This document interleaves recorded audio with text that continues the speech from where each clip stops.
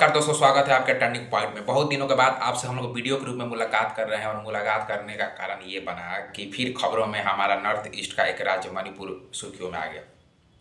आपको खबरों के माध्यम से एक सालों से ये चीज़ सुनाई दे रहा है कि हमारा मणिपुर जल रहा है और मीडिया आपको क्या बता रही है, या जो आपको पता होगा मुझे पता है कि जो वहाँ पर जो दो कम्युनिटी हैं, जो दो समुदाय हैं, एक मैती और कुकी, उनके बीच डिस्प्यूट है। यह डिस्प्यूट हिंसा का रूप ले चुका है। यह हिंसा हुआ क्यों, यह डिस्प्यूट हुआ कि इसके कारण हाई कोर्ट का एक निर्णय था। इस चीज़ को समझना होगा आपको कि ये जो आपको मीडिया के द्वारा बताया जा रहा है कि मणिपुर एक साल से जल रहा है, यहाँ पर जो दो समुदाय के बीच जो डिस्प्यूट है ये हिंसा का रूप ले चुकी है, हमारी सरकार कर क्या रही है। सर, ये कहानी बिल्कुल गलत है। मणिपुर में जो आपको एक साल से सुनाई दे रहा है कि वो जल रहा है और वहाँ पर दो कम्युनिटी के बीच, दो समुदायों के बीच जो झगड़ा है, झगड़ा उस चीज़ का नहीं है, झगड़ा दूसरा है सर। और इसके पीछे की जो ताकत है, जो ये मणिपुर को जला रही हैं, वो विदेशी ताकतें हैं। ये कौन लोग हैं? ये अंग्रेज हैं। आप बोलिएगा अंग्रेज? जी। अगर आपको समझना होगा कि आज के समय में मणिपुर जल क्यों रहा है तो आपको अंग्रेजों को समझना होगा, और अंग्रेजों को समझने के लिए आपको 1947 के पहले जाना होगा। अब सोचिएगा कि 2024 में बैठे हुए हैं, मणिपुर अभी चल रहा है। ये अंग्रेजों से क्या लिंक है? बिल्कुल लिंक है। वीडियो को अगर पूरा आप देखिएगा तो आपको समझ में आ जाएगा कि सर इसके पीछे कारण क्या है और इसको जलाने वाले लोग कौन हैं। ठीक है, ध्यान से सुनिएगा पूरा वीडियो। आप ये देखिए कि सबसे पहले मणिपुर को समझिए। मणिपुर को आप ज्योग्राफी के पॉइंट ऑफ व्यू से देखें तो उसका जो पूरा लैंड मास है जो मणिपुर का, उसका 10% जो एरिया है वो प्लेन एरिया है, समतल एरिया है। और इस 10% एरिया पर जो समुदाय रहता है उसको मैती समुदाय कहते हैं। अब एक चीज़ ध्यान रखिएगा, ये मैती समुदाय शुरू से वैष्णव कल्ट से जुड़े हुए हैं। कहने का मतलब ये प्राकृतिक पूजा करते थे। प्राकृतिक पूजा का आपका सनातन धर्म में भी आपको मिलता है। कहने का मतलब ये हिंदू है, अधिकांश मैती हिंदू हैं। उसके बाद जो 90% जो हिली एरिया है, 10% तो मणिपुर का आपका हो गया प्लेन एरिया जिस पर मैती रहने हैं, जो वैष्णव कल्ट को शुरू से मानते आ रहे हैं। उसके बाद जो 90% पूरा एरिया है मणिपुर का हिली एरिया, पहाड़ी एरिया, उस पर दो समुदाय हैं, एक नागा और एक कुकी। ये है क्या? एक्चुअली ये ईसाई धर्म को मानने वाले लोग हैं और ये ईसाई बनाए गए हैं। ये शुरू से ईसाई थे नहीं। अब इसको समझने के लिए आपको मैं लेकर चलता हूँ 1947 से पहले, अंग्रेजों के समय में। इतना आपको समझ में आ गया। जब British east India company Bharat में आई, एक ट्रेडिंग कंपनी थी, तो इंडिया के अंदर जो वीकनेस था, फॉल्ट लाइनें थे, उनको उन्होंने नर्चर किया और एक ट्रेडिंग कंपनी से वो एक पॉलिटिकल पावर बने। जब ये पॉलिटिकल पावर बने तो इनका ध्यान कहाँ गया? नॉर्थ ईस्ट के तरफ। जब ये नॉर्थ ईस्ट की तरफ गए, मेरी बात ध्यान से सुनिएगा, जब ब्रिटिश इंडिया में पॉलिटिकल पावर को इस्टेब्लिश किए और इनका ध्यान गया नॉर्थ ईस्ट पर, जब ये नॉर्थ ईस्ट की तरफ गए तो उन्होंने दो चीज़ वहाँ पर ऑब्जर्व की। पहला चीज़ उन्होंने ऑब्जर्व किया कि जो नॉर्थ ईस्ट का पूरा एरिया है, क्लाइमेट के पॉइंट ऑफ व्यू से अगर देखा जाए तो टी प्लांटेशन के लिए सबसे बेहतर है पूरे इंडिया में। दूसरा चीज़ जो उन्होंने ऑब्जर्व किया कि यहाँ पर ज़मीन के अंदर नेचुरल गैस की पूरी भंडार है। अब ये देखिए आसाम का टिकबोई। मैं फिर आपसे एक चीज़ और बताना चाहता हूँ, मैं नॉर्थ ईस्ट को एक कलेक्टिव लैंड मास के रूप में आपको बता रहा हूँ। जो आज की जो 7 स्टेट है, 7 स्टेट जो हम बोलते हैं 7 सिस्टर, उसको मैं आपको सबको कलेक्ट करके बता रहा हूँ कि अंग्रेज पॉइंट ऑफ व्यू से, क्योंकि अंग्रेजों का समय था। आपको ये देखिए कि आफ्टर इंडिपेंडेंस मणिपुर तक प्रिंसली स्टेट था, तो मैं एज ए पूरा लैंड मास आपको मैं बता रहा हूँ। उसी चीज़ से आप कनेक्ट कीजिएगा मणिपुर को। जब ब्रिटिशर, फिर से मैं बताना चाहता हूँ कि जब ब्रिटिश नॉर्थ ईस्ट की तरफ गए तो उन्होंने दो चीज़ को ऑब्जर्व किया। यहाँ का पूरा पर्यावरण, जो पूरा जलवायु हो, वो टी प्लांटेशन के लिए सबसे सटीक है पूरे इंडिया में। दूसरा, नेचुरल गैस का भंडार है। अब ये जो नेचुरल गैस था, इसको ये लेना चाहते थे, चुराना चाहते थे, क्योंकि शुरू से अंग्रेज चोर ही थे। ठीक है, तो जब ये इस चीज़ नेचुरल गैस को लेना चाहते थे तो इन्होंने एक चीज़ और ऑब्जर्व की कि ये जो नॉर्थ ईस्ट का जो एरिया है, यहाँ पर ट्राइबल कम्युनिटी कहीं बिखरी हुई है। ठीक है, और ये कौन थे? मैती, कुकी, नागा, वैष्णव कल्ट के मारने वाले कौन थे? मैती। और ये देखिए जो नागा और कुकी थे, ये अभी ईसाई नहीं थे। इनकी अपनी इथेनिक और अपनी एक इंडिजीनियस पहचान थी। इसके बारे में ये नहीं कहा जा सकता कि ये सनातन धर्म के थे, वैष्णव कल्ट के थे, हिंदू धर्म मानने वाले थे, लेकिन एक अपनी एक इथेनिक आइडेंटिटी इनकी थी। ये ईसाई नहीं थे। इस चीज़ को आप समझिएगा। तो ब्रिटिश को लगा कि अगर यहाँ से हमको नेचुरल गैस को लेना है, कुछ तो करना पड़ेगा। इन्होंने किया क्या कि इन्होंने आईसीएस जो बनाया था, जो आज के समय हम लोग आईएएस बोलते हैं, जो इंडियन सिविल सर्विस उन्होंने बनाया था, उसके जो रिटायर अफसर थे, इन्होंने बोला कि देखिए आप तो रिटायर हो चुके हैं और आपकी ज़िंदगी जीना है तो आप इंग्लैंड जाइए, भाई हम आपको पैसा देंगे, सारी सुविधा देंगे, आप जाइए नॉर्थ ईस्ट में रहिए। नॉर्थ ईस्ट में इन आईसीएस के रिटायर अफसर को इन्होंने भेजा। जब ये आईसीएस के रिटायर अफसर नॉर्थ ईस्ट में गए तो इनको अंग्रेजों ने क्या किया, घर दिया, सुविधा दी, पैसा दिया, और देने के बाद अंग्रेजों ने क्या किया कि आप तो अब रिटायर हो चुके हैं जॉब से, अब आप क्या कीजिए, यहाँ पर टी प्लांटेशन कीजिए और लोगों से करवाइए। ठीक है, एक चीज़ और समझिएगा, ये तो हो गया टी प्लांटेशन के लिए, लेकिन जो मेन कारण क्या था, नेचुरल गैस को क्या करना, लेना। जो इथेनिक ग्रुप थी, जो इंडिनियस कम्युनिटी थी वहाँ की, वो जमीन की पूजा करती थी। मैंने शुरू में बताया प्राकृतिक उपासक थे, और आप किसी के ज़मीन पर जाकर ऐसे रिसोर्सेज को आप लीजिएगा तो विरोध करवे करेंगे, रिवोल्ट करवे करेंगे। तो इन्होंने किया क्या कि इन्होंने एक कंसेप्ट बनाया अंग्रेजों ने, inner line outer line permit. क्या कहा, इनर लाइन पर आउटर लाइन परमिट। इसमें इन्होंने कहा कि नॉर्थ ईस्ट के जितने भी ट्राइबल समुदाय के लोग हैं, इस जहां पे ये रह रहे हैं, इनके एरिया में बाहर से कोई लोग नहीं आएगा। ठीक है, बाहर से कोई लोग नहीं आएगा। अब आपको लगेगा कि तो बहुत अच्छी बात काम अंग्रेज कर रहे हैं, inner line outer line permit बनाकर कि जो ये नॉर्थ ईस्ट के जितने भी ट्राइबल समुदाय के लोग हैं, इनकी जो कल्चर है, जो आर्ट फॉर्म है, इनकी जो नेचर के प्रति जो रुझान है, ये सारी चीज़ें बची रहेंगी। सर इसके पीछे कहानी आप नहीं समझ पा रहे हैं, जो मैं आपको समझाना चाहता हूँ। Inner line outer line permit, north east में ट्राइबल कम्युनिटी जहाँ रह रहे हैं वहाँ पर बाहर के लोग नहीं जाएंगे। इसके पीछे की चीज़ ये समझिए कि ये करना क्या चाहते थे अंग्रेज, ये पूरे इंडिया में जाकर इस खबर को ढिंढोरा पीटे कि हमारे नॉर्थ ईस्ट में जो ट्राइबल कम्युनिटी है उनके लिए कितना अच्छा काम कर रहे हैं कि बाहर के लोग नहीं जाएंगे, उनको तंग नहीं करेंगे, उनकी संस्कृति बची रहेगी।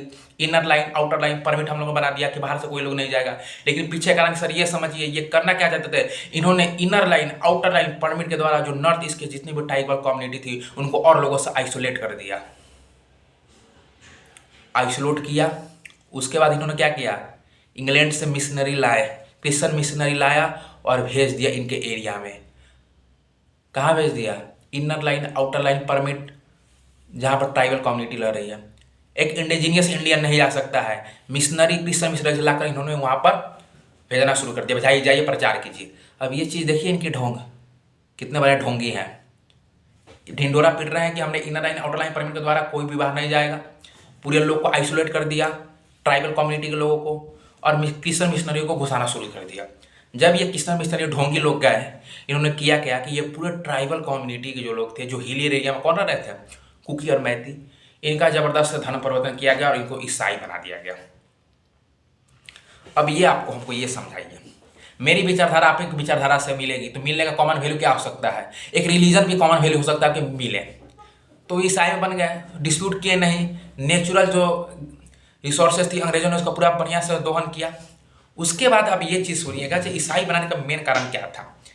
अंग्रेजों के मानसिकता में एक चीज़ ये थी कि इनको ये जो पूरा नॉर्थ ईस्ट की जो एरिया था, ट्राइबल कम्युनिटी का जो पूरा एरिया है, उनको एक अलग कंट्री के रूप में ये कंसेप्चुअलाइज कर रहे थे, अपने मैनिफेस्ट करना चाहते थे। कारण ये समझिए 1939 से 1945 तक सेकेंड वर्ल्ड वार चला। द्वितीय विश्व युद्ध में आप देखिए कि प्रथम विश्व द्वितीय विश्व में ब्रिटेन जीतता है, जो उनके गुट थे, ठीक है गुट में लड़े लेकिन वो जीतते ब्रिटिश हैं। एक चीज़ और समझिए, 1939 से 1945 के बाद सेकेंड वर्ल्ड वार जब हुई, इस वर्ल्ड वार में एक टर्म कंसेप्ट किया अंग्रेजों ने, क्या, थर्ड वर्ल्ड। थर्ड वर्ल्ड किसको कहा गया, थर्ड वर्ल्ड इसको कहा गया क्योंकि ये जहाँ जहाँ एशिया में अपनी कॉलोनी बनाए थे, ये चाहते थे कि जिनको हमने कॉलोनी बनाया है वहाँ पर अगर हम उनको मतलब आज़ाद कर दे तो एक आज़ादी के बाद वो देखना चाहते थे एक क्रिश्चियन इंडिपेंडेंट कंट्री। और इनके नज़र में जो सबसे बड़ा क्रिश्चियन कंट्री दिखाई दे रहा था, जो को आसानी से बनाया जा सकता था, हमारा नॉर्थ ईस्ट का स्टेट। भले ही आफ्टर इंडिपेंडेंस ये इसमें सफल नहीं हुए, क्योंकि आप ये देखिए कि मोहम्मद अली जिन्ना मुस्लिम लीग ने एक अलग पाकिस्तान की मांग कर दी मुस्लिम मेजोरिटी के आधार पर, धर्म के आधार पर, तो ये इधर व्यस्त हो गया, दो कंट्री बनी। लेकिन जो नॉर्थ ईस्ट का जो ये पूरा कंसेप्ट था, इनका थर्ड कंट्री, एक ईसाइयत देश, ये कभी भी मैनिफेस्ट हो नहीं पाया। अब ये समझिए कि बनाना क्यों चाहते थे। पहला कारण, यहाँ से ये कंट्रोल करना चाहते थे चाइना को, यहाँ से कंट्रोल करना चाहते थे इंडिया को, यहाँ से कंट्रोल करना चाहते थे आसियान कंट्री को, जो आज के समय में म्यांमार, थाईलैंड, कंबोडिया, वियतनाम, ये सब देशों, इंडोनेशिया, इसको ये कंट्रोल करना चाहते थे। पहला कारण ये था। और दूसरा कि एक थर्ड वर्ल्ड में, जो थर्ड वर्ल्ड है, उसमें एक क्रिश्चियन कंट्री ये देखना चाहते थे। इसमें ये सफल नहीं हो पाए। अब आप एक चीज़ ये समझें, आगे चीज़ समझिए। 1947 15 अगस्त हमारा देश आज़ाद हुआ। बीपी मेनन और सरदार वल्लभ भाई पटेल को रियासत मंत्रालय सौंपा गया था। मंत्रालय सौंपा गया था किनको? सरदार वल्लभ भाई पटेल को। प्रिंसली स्टेट थी, 562 कहा जाता है, मतलब समझिए 550 से ऊपर प्रिंसली स्टेट थी। उनको इंडिया में इंटीग्रेशन कराना था, विलय कराना था।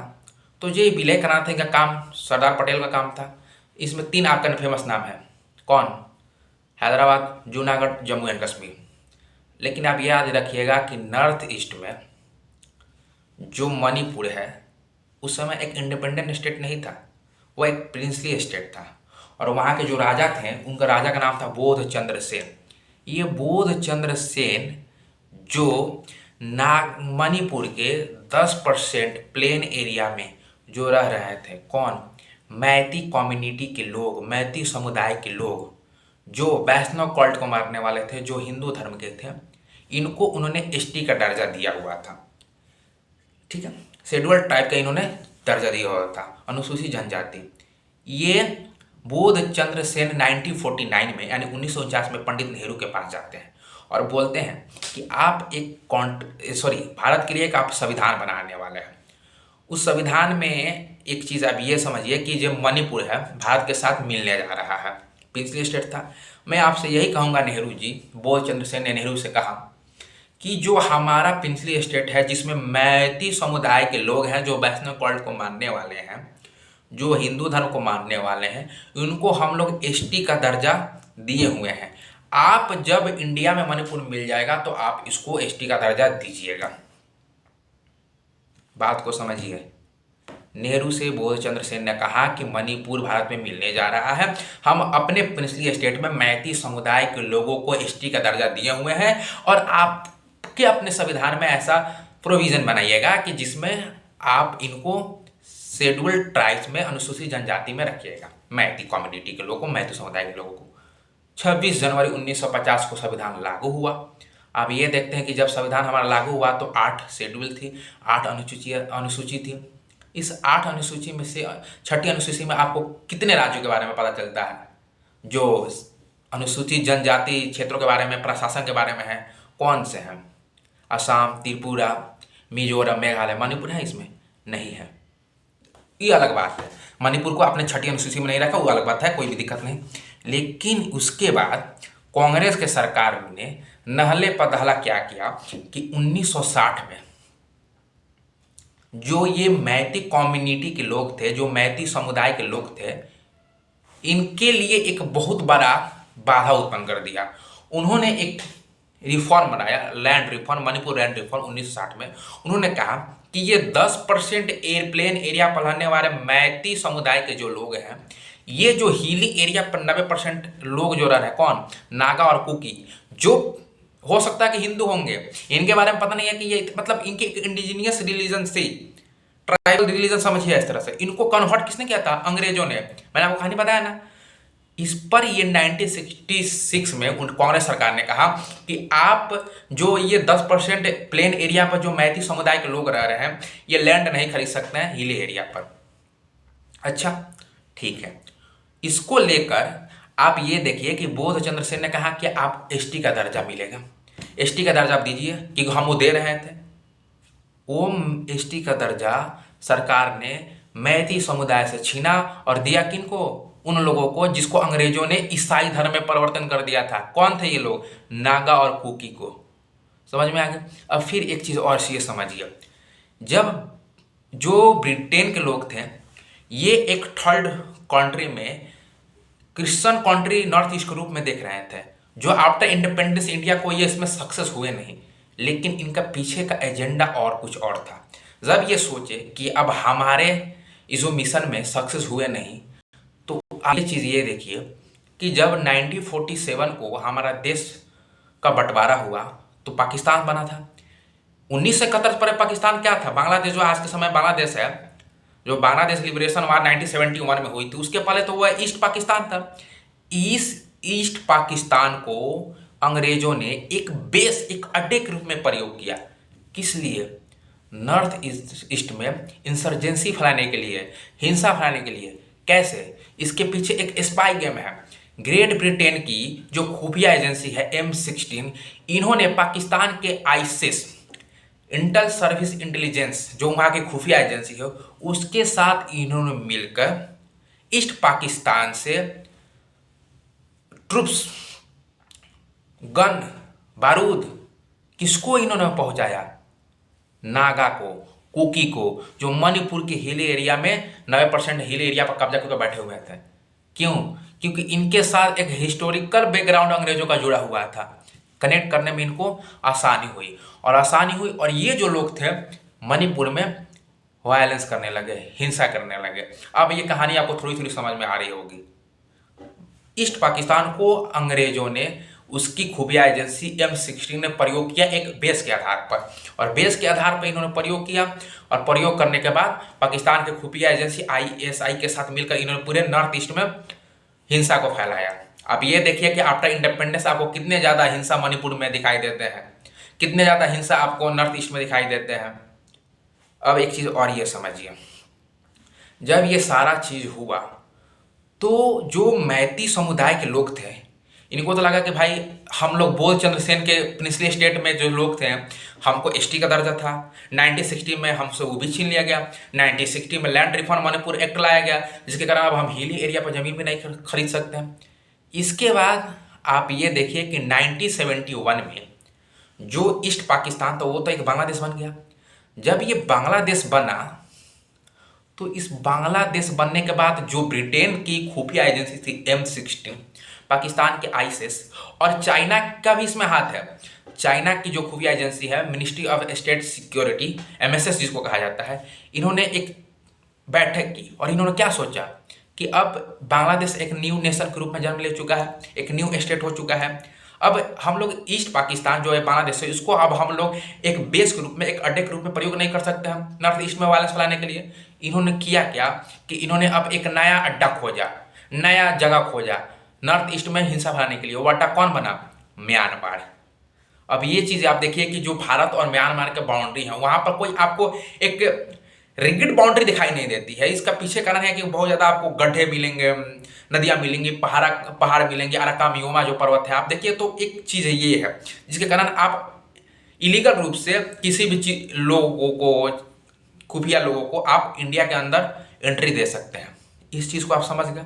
अब एक चीज़ ये समझिए, इस जो नागापुर का 90% जो एरिया हिली एरिया था, इसमें जो नागा और कुकी लोग थे, जो को ईसाई बनाया अंग्रेजों ने अपने फायदा के लिए, इनके जो रिश्तेदार थे ये म्यांमार में रहते थे, जिनको चीन कहा जाता था, CHIN, चीन।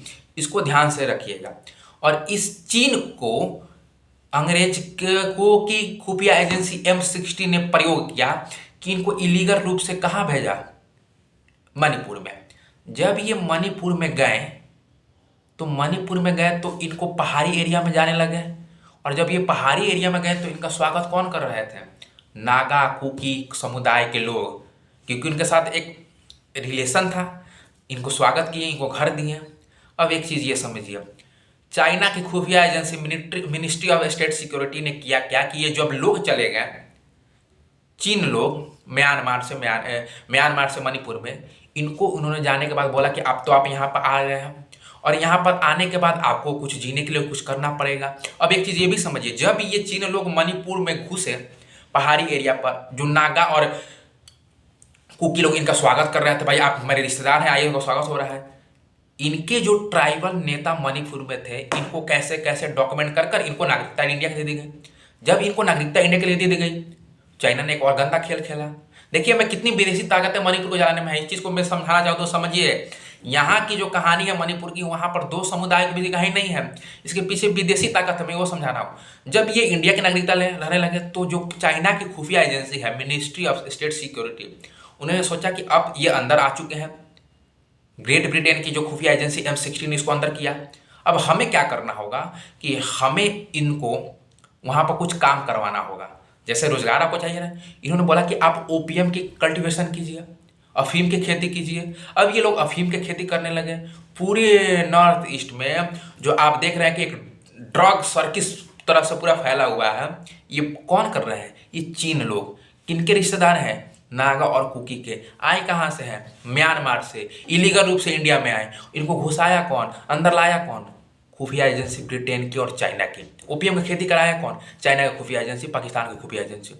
जब इन्होंने खेती करना शुरू किया और कहीं कहीं हिल एरिया में बसने लगे, इन्होंने क्या किया कि अब जो ये तीनों देश, जो चाइना, ग्रेट ब्रिटेन और पाकिस्तान की जो खुफिया एजेंसी है, पाकिस्तान की आईएसएस, ग्रेट ब्रिटेन के M60 और ministry of state security China की, इन्होंने पैसा पंप किया कुकी और नागा लोगों को। क्यों पंप किया? बोला कि आपको जो 1960 में लैंड रिफॉर्म सरकार ने मणिपुर में लाया था कि जो मैती लोग हैं, जो हिंदू कल्ट धर्म को मानने वाले लोग हो, जो वैष्णव कल्ट के लोग हैं, ये पहाड़ी एरिया पर जमीन नहीं खरीद सकते, लेकिन आप खरीद सकते हैं, वो प्लेन एरिया पर जमीन खरीद सकते हैं। अब एक चीज आप बताइए भाई, इनको मिला पैसा, पंप किया गया खुफिया एजेंसी के द्वारा, इन्होंने इस पैसे को पकड़ा और प्लेन एरिया पर जमीन खरीदने लगे। अब एक चीज ये समझिए, आप मेती कम्युनिटी के लोग हैं, बोध चंद्रसेन के प्रिंसली स्टेट में आपको एसटी का दर्जा था, और आपके राजा जाके प्रधानमंत्री से मिल रहे हैं कि भाई हम आपके देश में मिलना चाहते हैं, आप एसटी का दर्जा मैती को दीजिएगा। आपने मैती के एसटी का दर्जा वापस लिया, फिर उनको दे दिया जो इसके हकदार नहीं थे। उसके बाद आप 1960 में लैंड रिफॉर्म मणिपुर लाकर उनको जमीन खरीदने से बाहर मना कर दिया पहाड़ों में, उन लोगों को दे दिया। अब ये 10% में बेचारे क्या हुए हैं, रह रहे हैं, ऊपर से ये दूसरे लोग आकर जमीन खरीद रहे हैं, जमीन लिमिटेड हो गई। अब ये लोग क्या हुए हैं, बाहर भागे, पलायन करेंगे, ये लोग भागने लगे। जब ये भागने लगे तो अंदर विरोध करने लगे कि भाई हमारे लिए तो कोई कर ही नहीं रहा। फिर सरकार बदलती है और मणिपुर में बीजेपी की सरकार आती है, एन बीरेन सिंह। मणिपुर में जब बीजेपी की सरकार आई तो यहाँ के मैती लोगों ने आंदोलन जोर से करने लगे कि भाई हमारे लिए कुछ आपको करना पड़ेगा, हम जाएं तो जाएं कहाँ। जो चाइना, पाकिस्तान और अमेरिका की जो पूरी खुफिया एजेंसी के द्वारा चाया गया जो पूरा सर्कल बनाया गया था चक्रव्यूह, इसमें तो ये लोग पीस रहे थे बेचारे। और पूरा ये देखिए ड्रग सर्कल पूरा चल रहा है नॉर्थ ईस्ट में, ओपीएम की खेती हो रही है, और इस ओपीएम की खेती से इलीगल रूप से पैसा कौन किसको मिल रहा है, ब्लैक मनी किसको मिल रहा है? चाइना को, पाकिस्तान को, ब्रिटेन को। इसके बाद जब ये पूरा मैती लोग विरोध करने लगे कि भाई हमें भी एसटी का दर्जा दीजिए, एसटी का दर्जा दीजिए। भाई ये एसटी का दर्जा क्यों लेना चाहते हैं? एसटी का दर्जा इसलिए लेना चाहते हैं, लोग बोलते हैं कि 10% प्लेन एरिया पर आ रहा है, इनको तो बहुत सुविधा है। सर भी 10% प्लेन एरिया पर ले रहे हैं क्योंकि ये पहाड़ पर जमीन नहीं खरीद सकते हैं। और चाइना, पाकिस्तान और ब्रिटेन की खुफिया एजेंसी ने जो पैसा पंप किया है कुकी और नागा के लिए, जो जमीन खरीद रहे हैं, जिनको अधिकार है कि वह 9% एरिया पर रहे और प्लेन एरिया में भी जमीन खरीद लें, और इसको ये जमीन को लिमिट कर दिया, तो भाई 10% के पास जाए कहाँ? इनकी तो पॉपुलेशन बढ़ेगी ना। इसलिए डिमांड कर रहे हैं कि सर एसटी का दर्जा मिल जाएगा तो हम भी पहाड़ी एरिया पर क्या खरीदेंगे, खरीद लेंगे जमीन। जब ये बात उठी तो गया हाई कोर्ट में, मणिपुर के हाई कोर्ट ने कहा कि जो स्टेट गवर्नमेंट है वह सेंट्रल गवर्नमेंट को चिट्ठी लिखे, और चिट्ठी लिखने के बाद वो भेजे किनको? ट्राइबल मिनिस्ट्री के पास। ट्राइबल मिनिस्ट्री कहे तो एसटी का दर्जा मैती समुदाय के लोगों को मिल जाएगा। जब ये बात कहा गया हाई कोर्ट के द्वारा, नागा और कुकी चिल्लाने लगे। हिंसा की शुरुआत सर यहीं से होती है। उसके बाद नहले पधले हुआ क्या कि जो बीजेपी के सरकार जो है मणिपुर में, जो वहाँ के मुख्यमंत्री है एन बीरेन सिंह, उन्होंने क्या कहा कि जो इलीगल रूप से जो लोग आए हैं म्यांमार से इंडिया में, मणिपुर में, इनको मैं बाहर फेंकूंगा, ट्रंप जैसा। इसके बाद ये जो चीन लोग थे, जिसको खुफिया एजेंसी ब्रिटेन की, चाइना की, पाकिस्तान ने इंडिया के अंडर एंट्री कराया था इलीगल रूप से, ये बौखला गए। और जब बौखला गए तो इन्होंने वायलेंस का, हिंसा का साथ लिया और पूरे मणिपुर को चला रहे हैं। एक चीज़ ये समझिएगा सर कि ये जो कहानी मैंने आपको समझाया, मणिपुर में ये कहानी मैती और कुकी समुदाय के बीच की नहीं है। ये जो पूरा मणिपुर में ड्रग का जो खेल हो रहा है, इसको ख़त्म करने का खेल है, ये इंडिया को बचाने का खेल है। आई होप आपको वीडियो समझ में आया होगा। और इसके बाद जो भी मणिपुर से रिलेटेड आपको खबर पेपरों में मिलेगा या न्यूज़ के माध्यम से मिल जाएगा, आपको पता चल जाएगा कि पीछे की कहानी क्या है। सरकार को मजबूरन वहाँ पर ज़्यादा से ज़्यादा ट्रूप्स अप्लाइड करने की ज़रूरत है। आफ्सा एक्ट वहाँ पर लगा दिया गया है, मजबूरी है सर। ये जो गंदा खेल खेलते हैं पश्चिम देशे वाले भारत को तोड़ने की, ये 1947 में नहीं तोड़े, हमेशा तोड़ने की इन्होंने कोशिश की। आई होप आपको वीडियो समझ में आया होगा, उम्मीद है आपको अच्छी लगी होगी। धन्यवाद।